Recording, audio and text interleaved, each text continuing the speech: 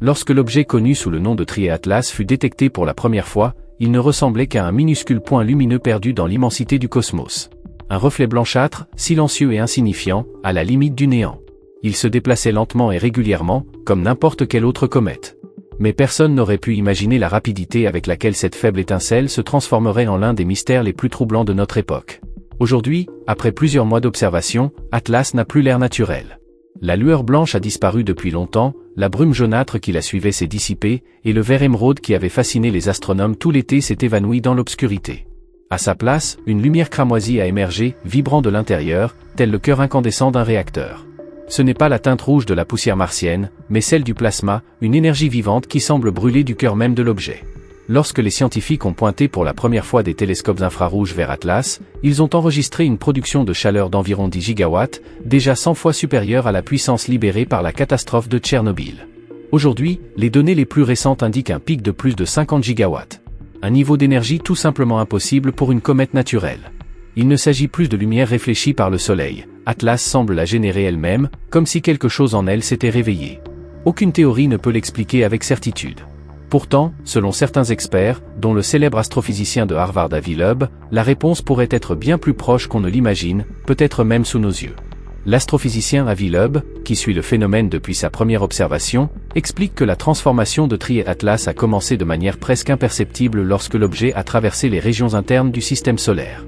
Au début, il apparaissait d'un blanc éclatant, résultat de la simple réflexion de la lumière solaire sur la poussière et la glace gelée.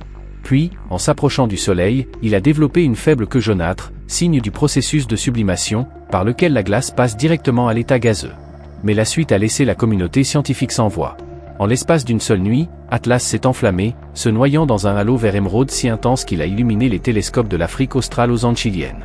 Les experts ont d'abord pensé à un phénomène de fluorescence causé par le carbone diatomique, une réaction chimique déclenchée par le rayonnement ultraviolet du Soleil. Cependant, lorsque les données spectroscopiques sont arrivées, la surprise a été déconcertante, aucune trace de molécules de carbone. En substance, cette émission verte n'aurait pas dû exister. Aucun processus naturel connu ne pouvait expliquer une telle lueur. Et maintenant, sans prévenir, le vert a disparu, laissant place à un rouge profond et pénétrant. Les mesures indiquent des températures jusqu'à 5000 degrés supérieures à celles de tout corps naturel à la même distance du Soleil. En bref, Trié Atlas semble avoir cessé d'absorber l'énergie extérieure, il la produit désormais lui-même, comme si un cœur énergétique artificiel s'était enflammé en lui. Selon Avi Loeb, la séquence de couleurs observée dans Trié Atlas n'est absolument pas aléatoire. Chaque couleur représente une phase précise, un processus contrôlé, comme s'il suivait une chronologie d'activation énergétique. Le scientifique la compare au réveil progressif d'un moteur, qui met en marche un composant à la fois. Le blanc, explique-t-il, représentait la phase initiale, l'immobilité d'un corps endormi, réfléchissant la lumière du Soleil à travers sa carapace glacée, maintenant un état de repos et de conservation de l'énergie. Le jaune, cependant, marquait le début de l'absorption. À cet instant, l'objet commença à attirer le rayonnement solaire, l'accumulant comme une batterie cosmique se rechargeant lentement dans l'obscurité de l'espace. Cette transition fut le premier signe qu'Atlas ne se contentait pas de réfléchir la lumière, mais commençait à la retenir. Puis vint le vert, la phase la plus énigmatique et révélatrice. Ce n'était plus un reflet, mais l'activation d'un mécanisme interne. La transition vers le vert marqua le moment où l'objet cessa d'être passif, sa composition chimique changea, ses émissions augmentèrent brusquement et, pour la première fois, Trié Atlas commença à générer sa propre lumière, indépendamment du Soleil, comme s'il avait soudainement activé sa propre source d'énergie. Et maintenant, le rouge, la phase la plus intense et la plus perturbante de toutes, semble représenter une activation complète, comme si quelque chose au plus profond de Trié Atlas s'était enflammé. Si l'interprétation d'Avi Loeb est correcte, nous n'assistons pas à un simple échauffement, l'objet s'enflamme, tel un système qui se met en marche. Mais si Atlas brûle bel et bien de l'intérieur, la question est inévitable, quelle est la source de ce carburant cosmique ? Mais ce que les télescopes ont enregistré lors de son passage à travers la couronne solaire dépasse toutes les connaissances actuelles. La couronne atteint des températures comprises entre 1 et 3 millions de degrés Celsius, suffisamment élevées pour vaporiser tout matériau fabriqué par l'homme. Les sondes spatiales qui osent s'approcher trop près du Soleil utilisent d'énormes boucliers thermiques et ne survivent que quelques instants avant que leur système ne tombe en panne. Atlas, en revanche, a traversé ce feu cosmique et en est ressorti sans une égratignure. Aucune trace de fusion, d'érosion ou de dommages visibles. Un expert en matériaux a qualifié cela d'inconcevable. À ces températures, les métaux s'évaporent, les composites s'effritent, même les alliages les plus résistants se désintégreraient. Quelle que soit la composition d'Atlas, ses propriétés thermiques surpassent tout ce que nous connaissons. Et il n'a pas seulement survécu, il a riposté. Les observatoires solaires ont détecté l'émission de champs magnétiques extrêmement puissants autour de l'objet, capables de dévier le plasma et de le canaliser vers des points précis de sa surface. Il s'agissait apparemment d'un système de récupération d'énergie, et non d'un simple passage. Les configurations magnétiques observées rappelaient les modèles théoriques de confinement magnétique utilisés dans les réacteurs à fusion, comme si Atlas utilisait la couronne solaire comme source d'énergie. Atlas semblait appliquer les mêmes principes que ceux des réacteurs à fusion, mais à l'échelle cosmique, pour collecter et stocker d'immenses quantités d'énergie solaire. Lors de son passage dans la couronne, les mesures d'énergie ont montré une augmentation spectaculaire de ses émissions, comme s'il chargeait ou activait ses systèmes directement grâce à l'énergie solaire. Lorsqu'il est ressorti de cette fournaise brillante, sa signature énergétique était environ 3 fois supérieure à ce qu'elle était auparavant. Un chercheur en fusion nucléaire a décrit cet événement comme un « ravitaillement stellaire ». Atlas a littéralement capté l'énergie du plasma solaire, l'a transformée en énergie utilisable et l'a stockée pour une utilisation ultérieure. Une technologie qui, pour nous, n'existe qu'en théorie, mais qu'Atlas semble déjà maîtriser. L'observation a également révélé un autre détail frappant. En traversant le plasma, l'objet laissait derrière lui une traînée ordonnée, une série de motifs géométriques parfaitement symétriques. Il ne s'agissait pas de turbulences aléatoires, mais de la signature cohérente de propulseurs directionnels maintenant l'alignement tout en absorbant l'énergie. En effet, Atlas se pilotait lui-même au sein de la couronne, contrôlant sa trajectoire au cœur de l'une des conditions les plus extrêmes du système solaire tout en captant de l'énergie. Un niveau de contrôle environnemental qui exige une technologie d'une sophistication quasi inconcevable. Alors qu'Atlas émergeait du passage solaire, encore rayonnant de la chaleur accumulée, il a émis la transmission la plus puissante jamais enregistrée. Et le contenu de ce signal modifie notre compréhension de ses intentions. La puissance de l'émission a saturé les récepteurs de plusieurs observatoires, les radiotélescopes, conçus pour capter les faibles signaux des galaxies lointaines, ont dû réduire leur sensibilité pour éviter tout dommage.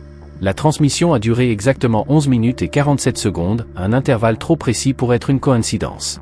Durant ce court laps de temps, Atlas a transmis environ 47 téraoctets de données, soit l'équivalent de plus de 10 000 heures de vidéos haute définition ou de millions d'images haute résolution. Un expert en communication numérique a qualifié la complexité de la transmission des ahurissante. Le signal utilisait une modulation multiporteuse répartie sur des dizaines de bandes de fréquences différentes, chacune contenant des flux de données indépendants. En effet, Atlas avait ouvert simultanément plusieurs canaux de communication afin d'optimiser la vitesse de transmission. La structure et le codage du signal indiquent une technologie de communication bien plus avancée que la nôtre. Depuis, des équipes de recherche du monde entier travaillent sans relâche pour déchiffrer le contenu du message reçu.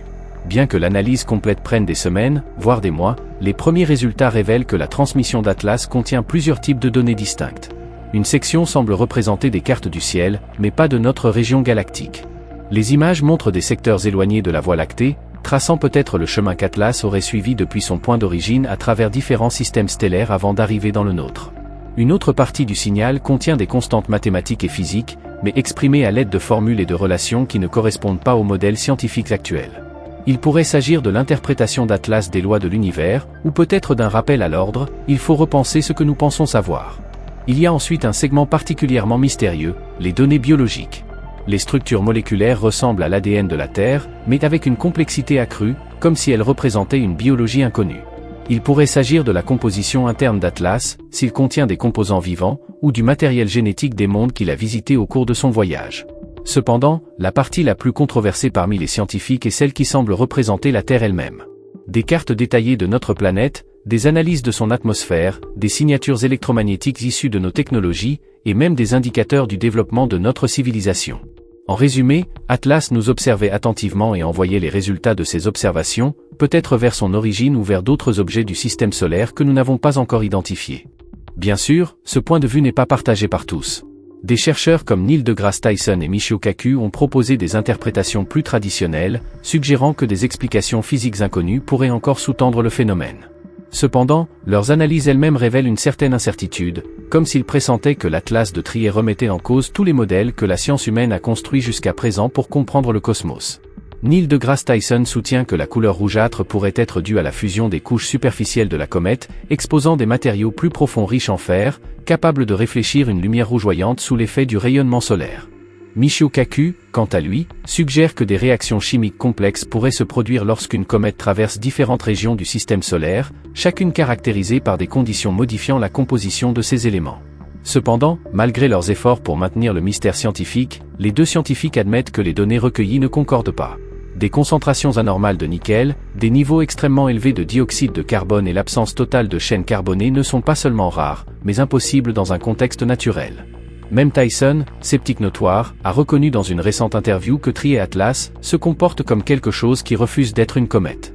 Même s'il s'agissait du corps céleste le plus étrange jamais observé, il ne devrait pas être aussi stable, aussi massif, ni subir une transformation aussi délibérée. Chaque fois que la science propose une explication plausible, de nouvelles données la contredisent. Selon Avi Loeb, le véritable test aura lieu bientôt. Dans les prochains jours, Trié-Atlas s'approchera de Jupiter, la force gravitationnelle la plus puissante de notre système solaire après le Soleil. S'il ne s'agit pas d'une simple comète, mais d'une machine conçue, cette rencontre représentera son moment décisif. Face à la gravité de la géante gazeuse, nous verrons si elle résistera comme un corps naturel, ou si elle réagira comme un objet maîtrisé, capable de diriger son destin parmi les étoiles. Pour survivre à l'attraction gravitationnelle de Jupiter, Trié-Atlas devra à nouveau ajuster sa poussée. Cela signifie que, si Avi Loeb a raison, nous observerons un nouveau changement de couleur. Si la lueur rouge s'estompe ou prend des teintes plus froides, comme le bleu, voire un blanc plus vif, cela pourrait indiquer que l'objet entre dans une nouvelle phase énergétique, se stabilisant pour contrer l'énorme attraction de la planète géante. En revanche, si sa luminosité reste inchangée, cela pourrait signifier qu'il a déjà atteint sa pleine puissance opérationnelle. Quoi qu'il en soit, les prochaines semaines seront cruciales pour comprendre si ce corps céleste voyage à l'aveugle ou suit une trajectoire précisément planifiée. Assistons-nous au réveil d'une machine qui erre dans l'espace depuis des siècles, restant en sommeil jusqu'au moment opportun? Ou s'agit-il vraiment de la comète la plus énigmatique jamais observée, capable de défier toutes les lois connues de la physique et de l'astrochimie? Dites-moi ce que vous en pensez dans les commentaires. Est-ce un signe de vie intelligente ou un mystère naturel non résolu? Et si vous voulez savoir ce qui se passera lorsque Trié-Atlas rencontrera la puissance de Jupiter, laissez un j'aime, abonnez-vous à la chaîne et activez les notifications. Quel que soit cet objet, une chose est sûre, son histoire ne fait que commencer.